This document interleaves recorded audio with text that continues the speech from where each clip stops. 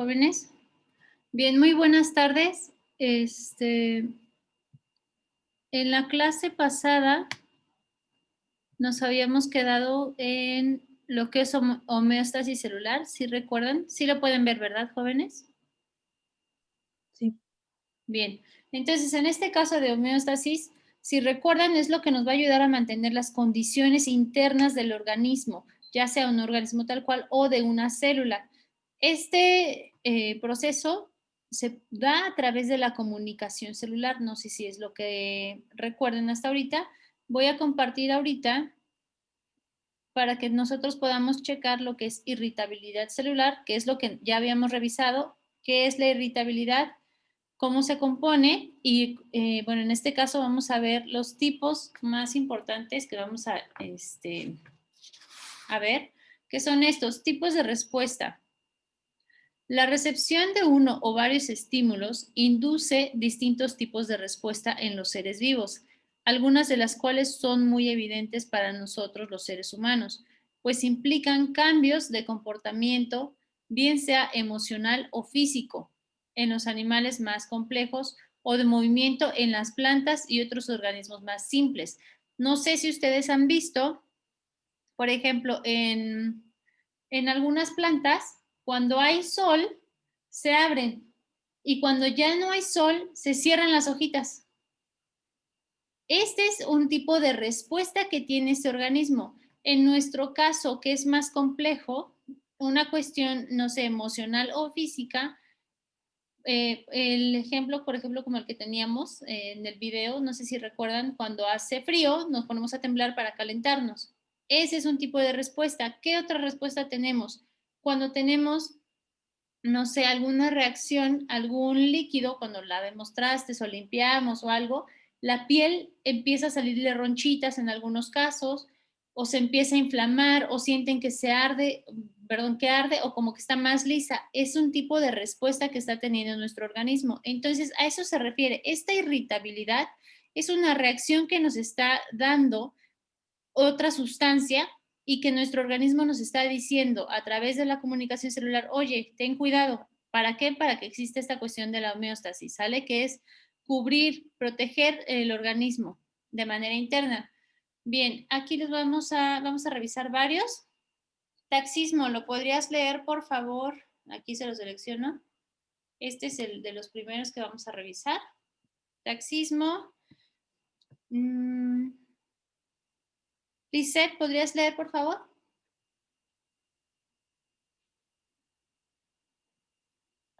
¿Yo, profa? Sí, por favor. Sí. El taxismo implica el movimiento de una célula completa de un lugar a otro en respuesta a un estímulo determinado.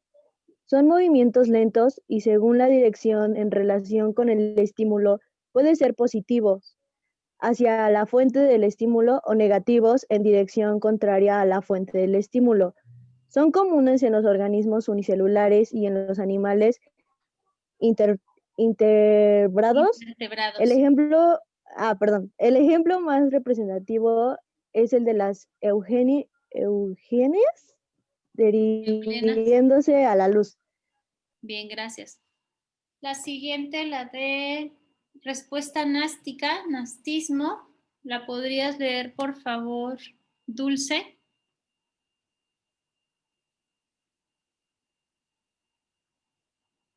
Este tipo de respuesta se refiere al movimiento de algunas partes del cuerpo de las plantas, también como respuesta a un estímulo determinado. Se diferencian de otras respuestas en que son movimientos rápidos y no necesariamente tienen que ver con movimientos por crecimiento. Un ejemplo de nastías en plantas es el cierre abrupto de las hojas de las plantas carnívoras o el cierre de las hojas de mimosa púdica tras el roce de algún animal. Gracias. Tenemos tropismo. ¿Lo podrías leer, por favor, Miguel Salinas? Tropismo. Se trata de movimientos reaccionales que buscan alejar o acercar a los organismos en relación con el estímulo que reciben. Para algunos organismos, especialmente las plantas, los tropismos se definen como respuestas de crecimiento, mientras que para otros solo son de movimiento corporal. Gracias. Voy a cambiar la pantalla y les comento el otro que nos falta aquí, que es ciclosis. Esta es donde se aprecian movimientos citoplasmáticos que reciben el nombre de corrientes rotatorias, las cuales podrían ser originadas por estímulos térmicos, químicos o luminosos, provenientes del exterior y que provocan que el contenido citoplasmático se mueva. También hay movimiento citoplasmático que ayuda a las vacuolas a moverse y transportar sustancias. Un ejemplo de estos, no sé si han visto, como conocemos, el girasol. Está en esta posición y conforme se va moviendo el sol, que les está siguiendo una luz, va a irse moviendo también el girasol. Ese es un ejemplo de este tipo. Bien, voy a cambiar la función. Y ahora vamos a ver lo que es nutrición y excreción. Bien, jóvenes. ¿Qué estamos entendiendo por nutrición y excreción? ¿Qué tenemos como idea? No lean todavía ahí. Nutrición a lo mejor es como la alimentación que llevas o el cuidado que le das a tu cuerpo en cuestión de comida, y excreción me suena como a defecar o a hacer del baño. Ok, está bien, gracias. ¿Alguien más tiene otra idea de estas dos?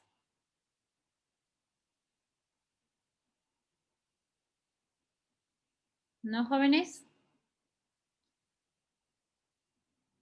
Ay. Bien. ¿Puedes leer, por favor, nutrición, Montserrat?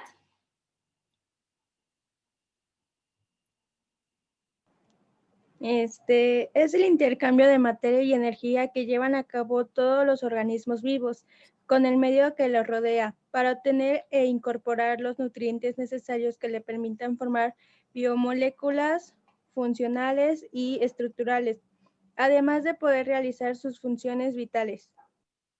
Gracias. Curtis 2001 es quien menciona esta definición.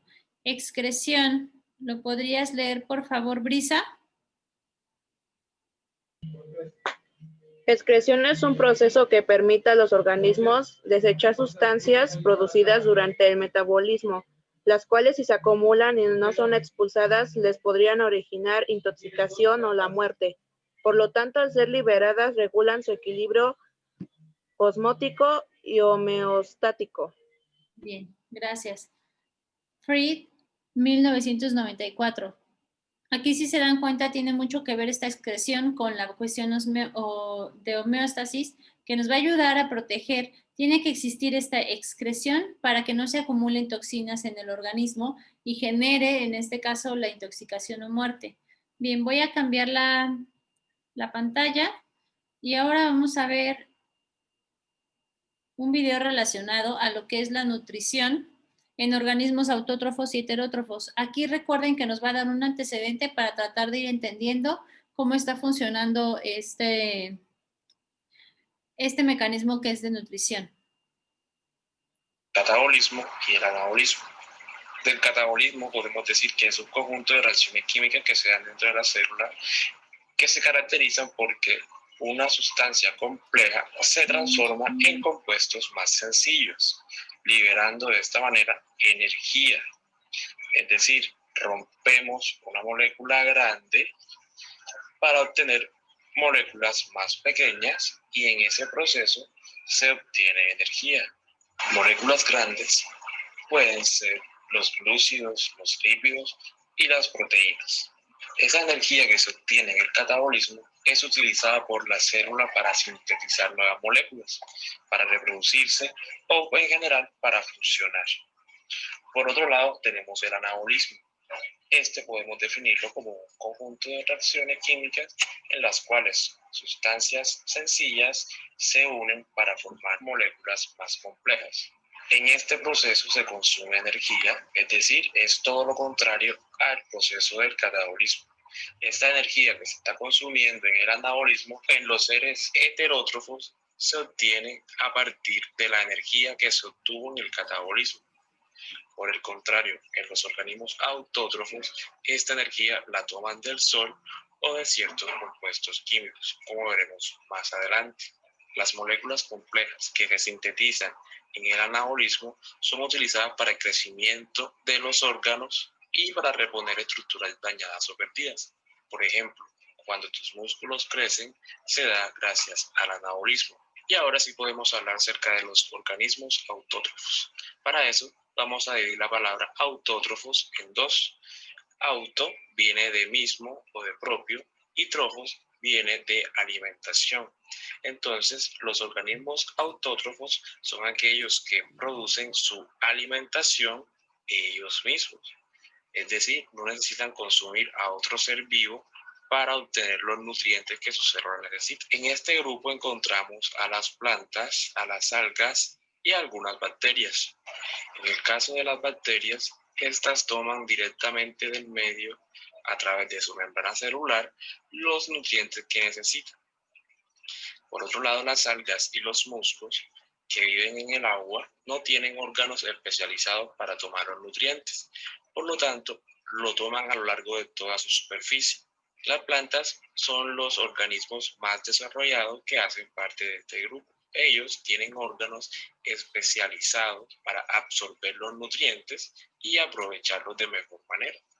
Por ejemplo, las raíces se encargan de absorber el agua y los nutrientes simples que se encuentran en la tierra. Luego, esta mezcla de agua y minerales se conoce como savia bruta, la cual sube por unos organelos de la planta llamados xilemas y se riegan a lo largo de todas las hojas de la planta. Es ahí donde se lleva a cabo el proceso de fotosíntesis.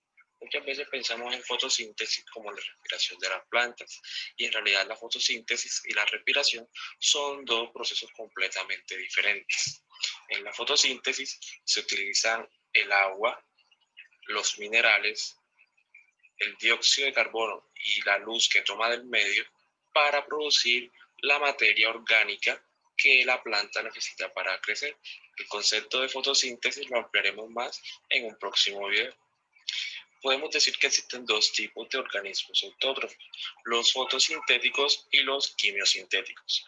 Los fotosintéticos son aquellos que realizan la fotosíntesis, es decir, que la energía necesaria para hacer su anabolismo la toman del sol. Por otro lado están los quimiosintéticos.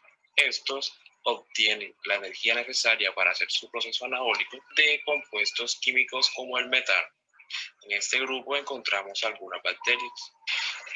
Es preciso anotar que las plantas no tienen sistema excretor, debido a que los productos de desecho que se obtienen en su proceso son muy pequeños. De esta manera, se almacenan en los espacios entre las células o incluso dentro de las mismas células. A diferencia de los siguientes seres vivos, que son los heterótrofos. Estos están conformados por animales, hongos y algunas bacterias. También podríamos decir que los protozoarios hacen parte de este grupo.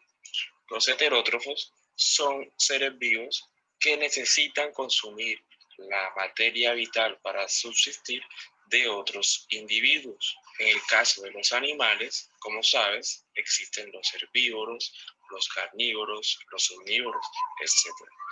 Diferentes fuentes de alimentación, pero con el mismo fin, obtener los nutrientes necesarios para sobrevivir, debido a que no tienen la capacidad.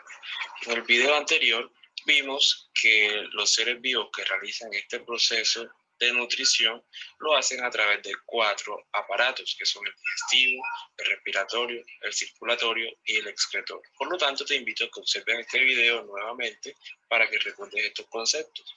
Aquí solamente hablaremos de ellos muy resumidamente.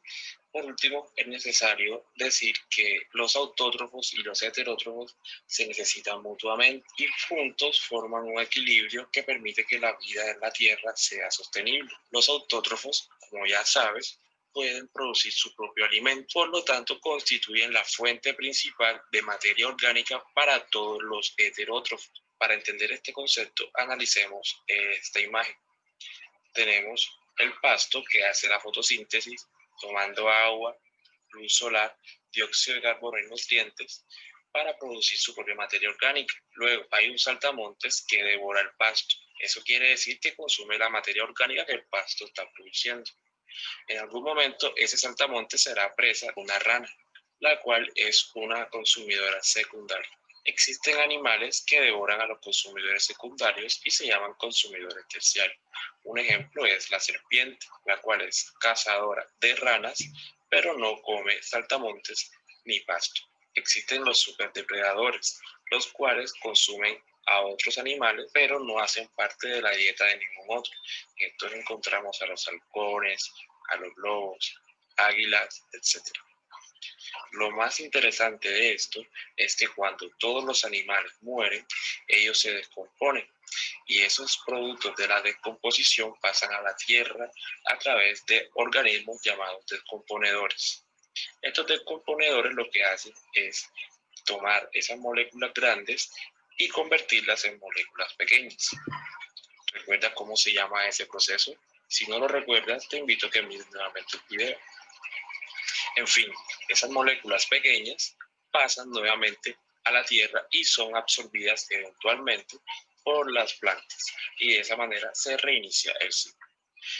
Y eso ha sido todo. Espero que haya sido de tu. Bien, jóvenes. En este caso, en cuestiones de los organismos autótrofos, recuerden que son organismos unicelulares y cuando son más simples no tienen sistemas excretores. Su proceso de excreción consiste solo en el paso de los líquidos a través de las membranas mediante difusión, que si se acuerdan lo estuvimos viendo en la clase antepasada, si no mal recuerdo, acerca de cómo se pasa a través de la membrana celular ciertas sustancias que nos ayudan a nivelar la densidad de cada una. No sé si se acuerdan que que lo habíamos visto más o menos en la clase pasada. ¿Sí se acuerdan a través de osmosis? Más o menos. ¿Sí? Ok, perfecto. Bien. Y en este caso, en los heterótrofos, también de acuerdo a su fuente de alimento, los podemos distinguir, uno, como parásitos. Estos son los que se van a alimentar a expensas de otros organismos y pueden ocasionarles daño. Tenemos los saprófitos, que se alimentan de materia orgánica en descomposición. Los otros son simbióticos. Estos se unen a otro organismo y ambos se prestan ayuda para obtener alimento. Y existen los biófagos. Estos se alimentan de seres vivos, y necrófagos, que toman su alimento de organismos muertos o de su excremento. Entonces, eso es para que más o menos identifiquemos un poquito más en relación a la nutrición de los autótrofos y que no existe una excreción, y la nutrición de los heterótrofos, donde sí existe una excreción y esta misma es absorbida por la tierra, en este caso, ¿sí? Bien, voy a dejar de grabar, jóvenes.